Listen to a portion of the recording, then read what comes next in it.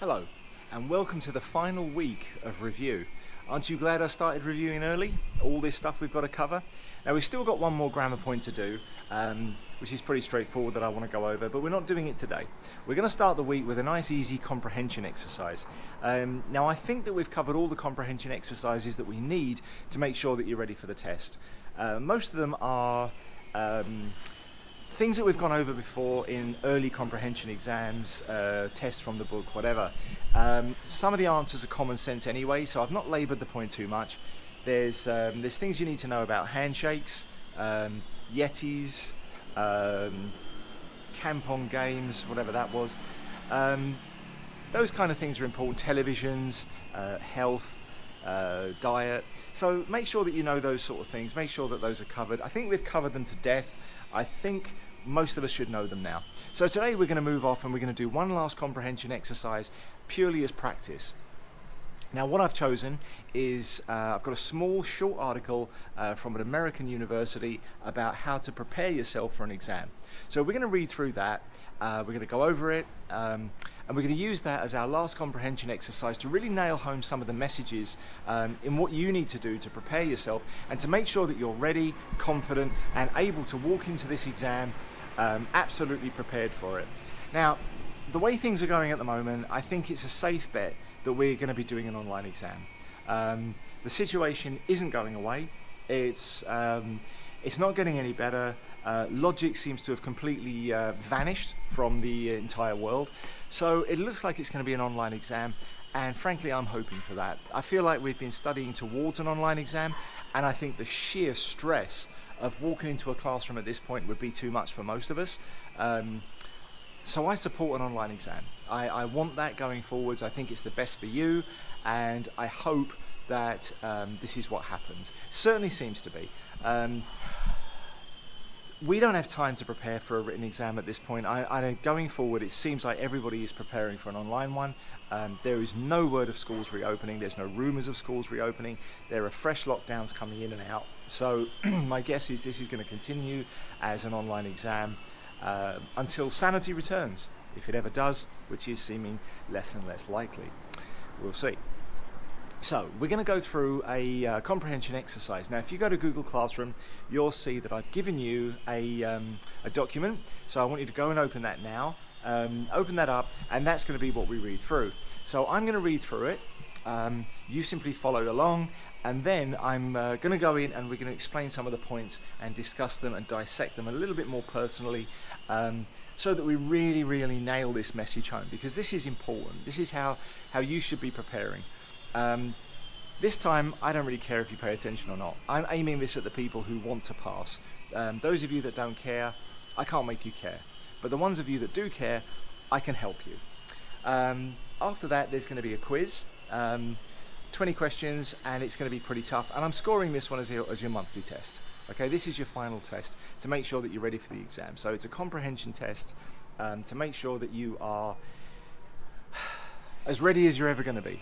So follow along. We're going to shift now to a quick read through, and then I'm going to expand on the points one by one as we go through them.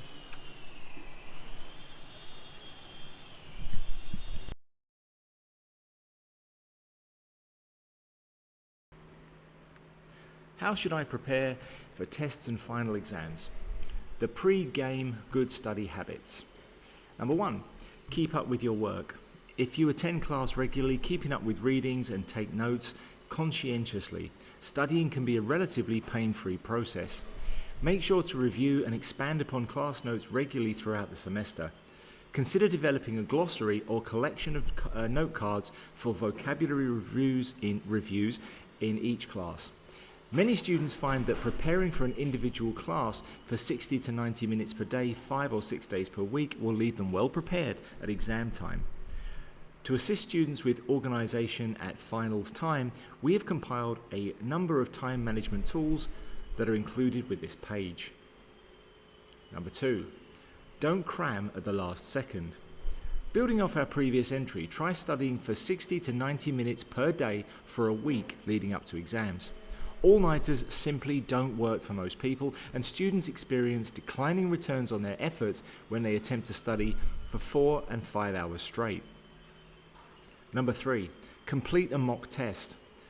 So many social science, natural science, and foreign language textbooks contain hundreds of questions at the end of chapters that never get answered. Why not set aside an hour and try to answer these questions on paper without using your notes? If you complete a mock test 3 to 4 days before an exam, you'll then know where to focus your studying. You may also combat pre-test jitters by demonstrating to yourself what you know.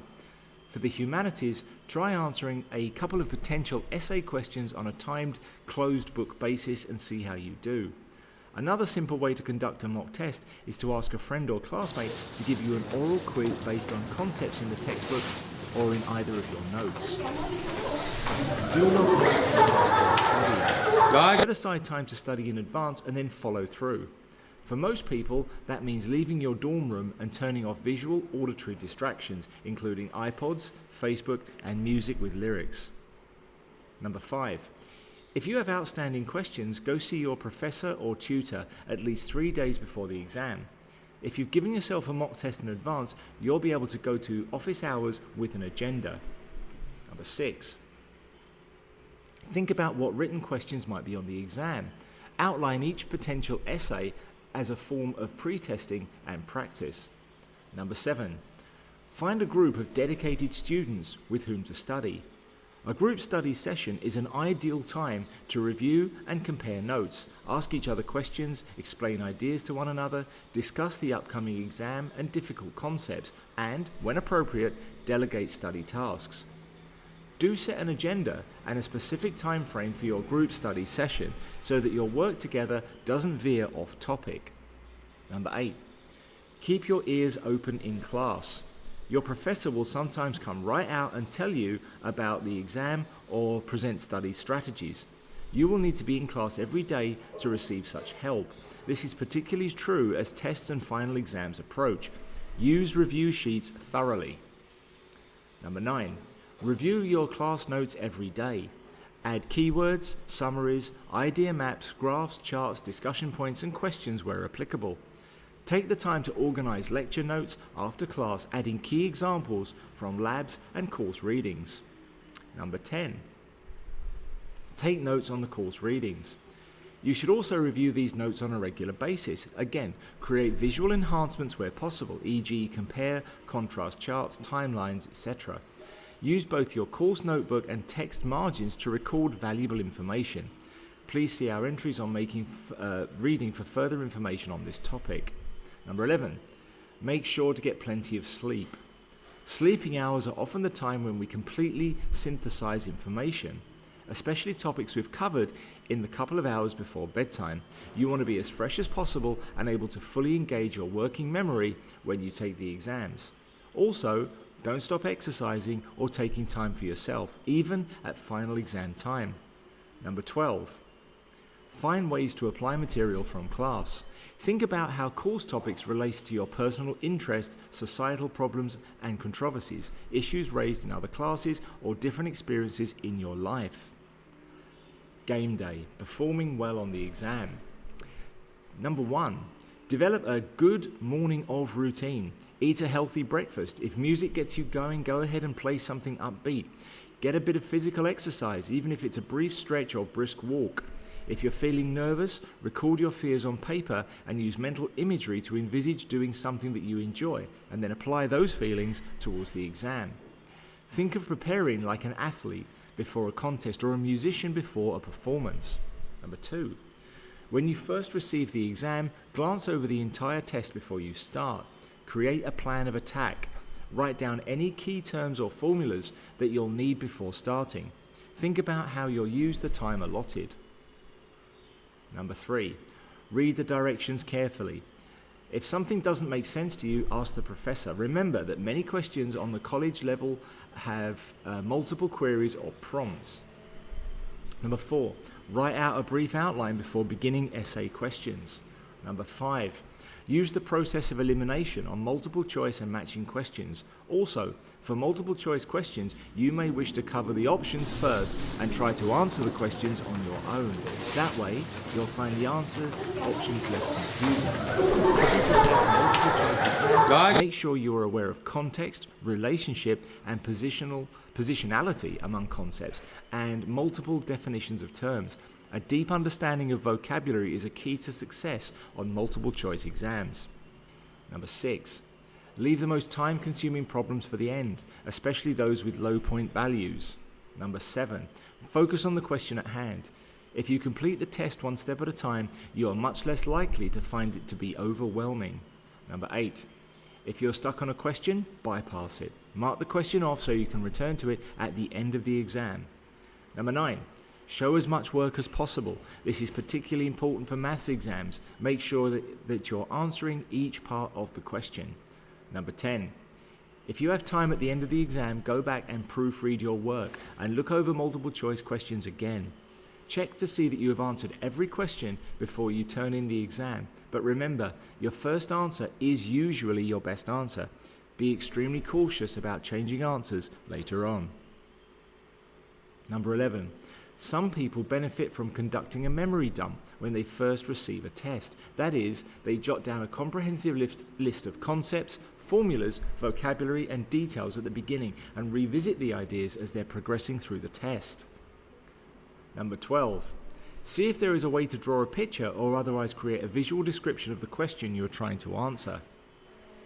Number 13. Strive to include course terms and concepts in written responses, correctly of course.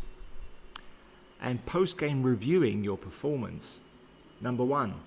If there was a part of the exam on which you struggled, go see your professor. This is likely not the last time you'll see the concept covered. Number 2. Hold on to your notebooks. You never know when the information you've learned will be useful in another situation. The same rules goes for many of your books. Number 3. Take a moment to review your test preparation strategies. Take account of what worked and what needs improvement. In particular, take a moment to gauge whether your study group was helpful. If you feel like your test preparation strategies need work, go see your professor or the academic advising office. Number 4, reward yourself. If you studied conscientiously for a week or more, you should take a bit of time to relax before getting started with your studies again.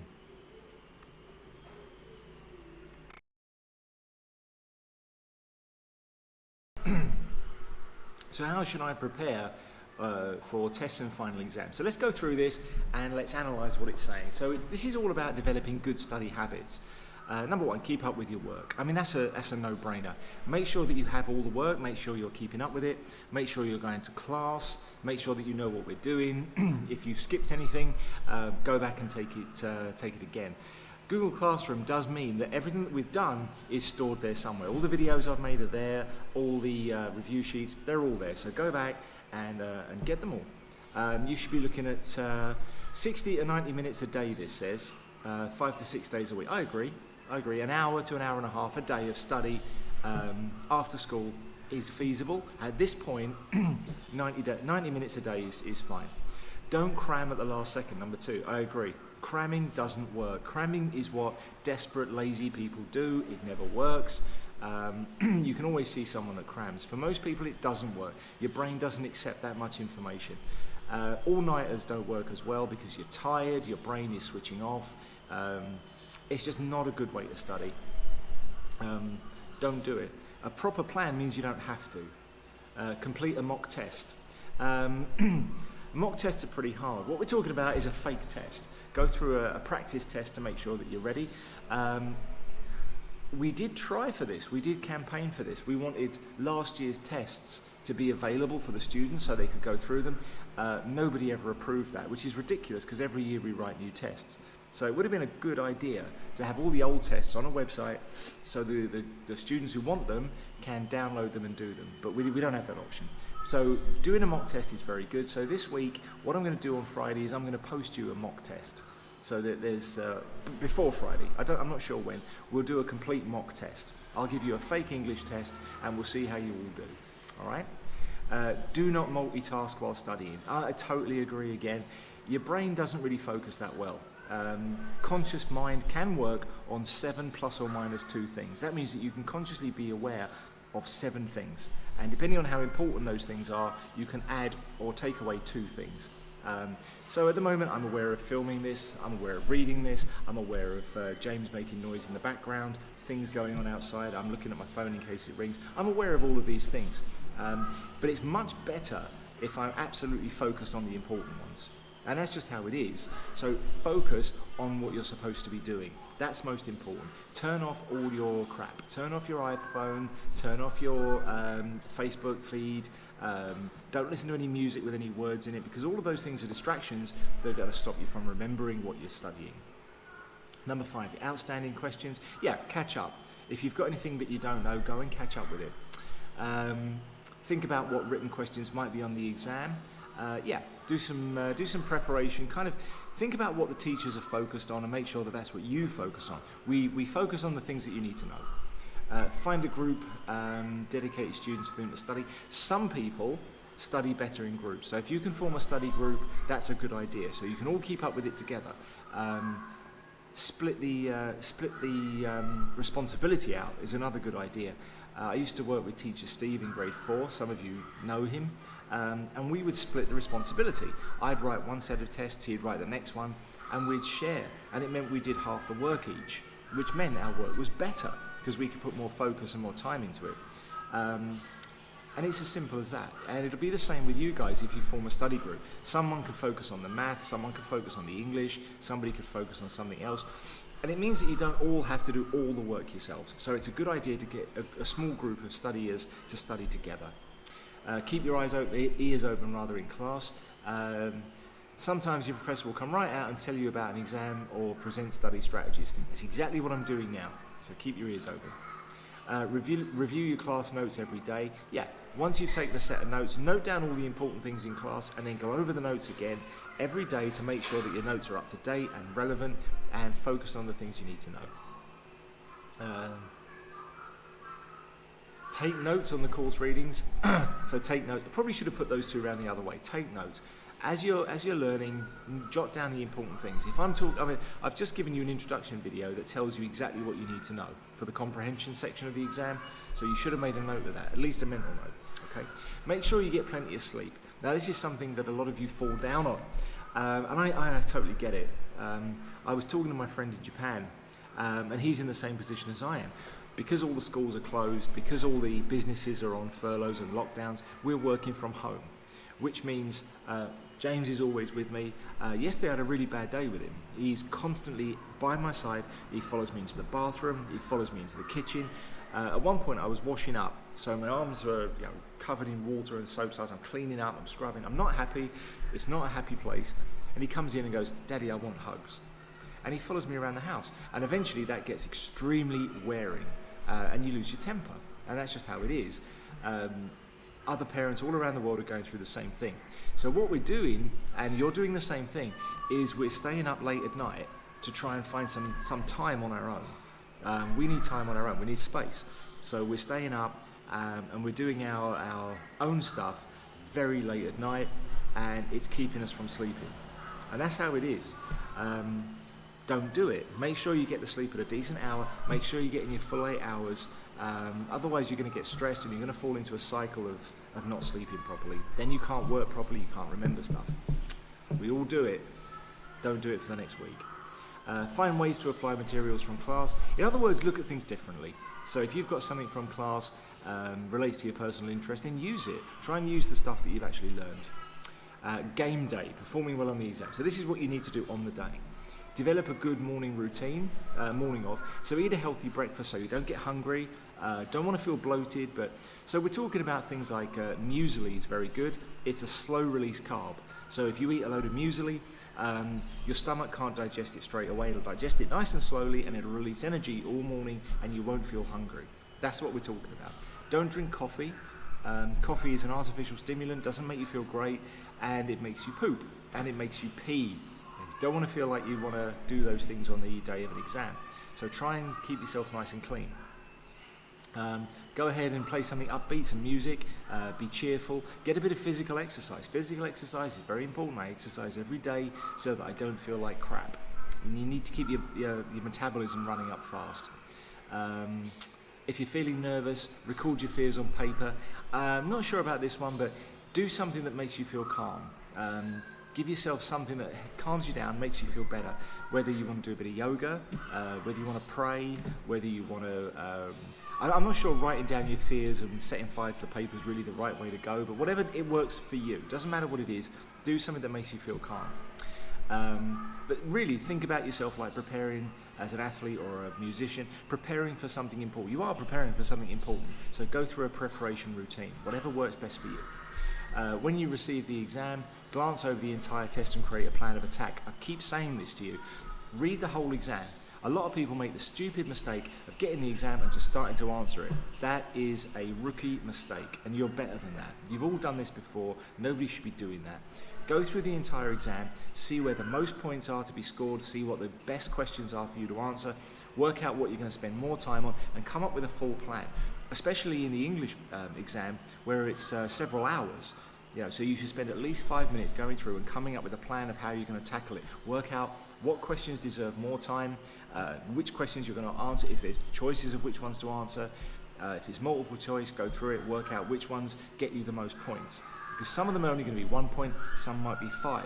You need to spend more time on the higher scoring questions. Come up with a plan of attack. Read the questions carefully, if something doesn't make sense, ask the professor. Obviously you can't do that during the exam. But read the questions, read the directions carefully. Make sure you know what you're doing, because a lot of people make stupid mistakes by just not doing what they were told to do. Okay, so make sure you read everything carefully. Write a brief outline before beginning each essay questions. Good advice. Another rookie mistake is people just go off and they start answering the questions. If there is a writing section to the exam, and I honestly don't know if there could be or will be, go about it sensibly. Work out what you're going to write first. If it's an essay, you've got to have your introduction, your body, and your close. We're looking for that, so make sure that you do those things and you know exactly what you're doing. Use the process of elimination or multiple choice and matching questions. Now that means that when you get a multiple choice, you've got, let's say, 3 answers. Eliminate the stupid answers. You know it's not that, gone. You know it's not that, gone, and you're left with, even if you don't know the answer, if you eliminate the stupid answers, you've got the right answer. Leave most time for the time-consuming problems. Again, form your attack, work out what you need the most time for, and leave those to the end. Do the short things first, get them out of the way while you're still feeling fresh, then start tackling the more difficult things. Focus on the question of hand. Work on what you're doing, don't skip ahead to other questions, okay? If you're stuck on a question, bypass it. Skip it till the end and then come back to it later. Don't waste time. I see this a lot. People sitting there going, I don't know how to answer this question. And what you're doing is wasting time where you could be using that time on the next question, getting that one right. Go back to what you don't know later. Show as much work on as possible, especially for maths. Show what you've done. In England, we like to have the note paper you've used. We like to go over it to make sure that you're actually doing it right. We like that. They don't do that here, I don't think, but some teachers are different. If you have time at the end of the exam, go back and proofread. Go back and check everything, especially multiple choice questions. Make sure that these are the best answers you've got. No one should really be finishing the exam that quickly. There's 2 kinds of people that finish first. The very good students who have blasted through it and know all the answers, and the idiots. Okay? Every time we see this, the first people out the door are either the genius students or the idiots. But the really good students, the ones who know what they're doing, don't finish first because they're spending their time going over the answers. Some people benefit from conducting a memory dump. Not really sure how that would help. Draw a picture. This is more for a maths question. If you need to draw a picture or otherwise create a visual, in other words, come at it in a different way. If you've got an overwhelming problem that you can't think about, draw some pictures that help you visualize it. It's the same thing with anything. If you're looking at a crossword puzzle, come at it from a different angle. Try and turn a philosophical question into a visual question will help a different part of your brain join the fight. Okay? Strive to include coursework and concepts in written answers. So if you've picked up terminology or concepts, put them in your writing, obviously. Show that you know what you're talking about. And something a lot of people forget is what to do afterwards. Post-game, review your performance. And this is something you should be doing after every exam because you've got another exam and you don't want to make the same stupid mistakes. We all make stupid mistakes. The only really stupid mistake is the mistake you keep making. So go over what you've done and work it out, see what you did wrong and could do better. If there was a part of the exam on which you struggle, go and talk to your teacher. Make sure that you understand the concept. Now this is important because I didn't write this exam, and I think some of the grammar points are stuff that we covered only in grade 10 and 9 and shouldn't really be in the exam. That doesn't matter. The fact is they are in the exam, and you should have notes from last year that cover them. So make sure you know those concepts. If you didn't know anything about an exam, make sure you know it for next time. Hold on to your notebooks for the same reason. We're going back over old stuff, so you need to have your old notes so that you can go back and cover it. Take a moment to review your test preparation strategies. So look at what you've done to get yourself ready for the exam. Did it work? Did it not work? Why didn't it work? Because you've got another exam next year. Make sure that you look at what works and what doesn't and plan something that works better next time.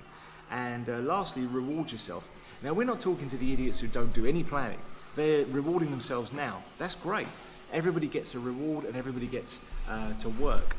All they're doing by not studying now, by not preparing themselves now, is making sure that they're going to work much harder for the rest of their life when they can't get a decent job. And they're going to be scratching around for a few dollars. That's fine.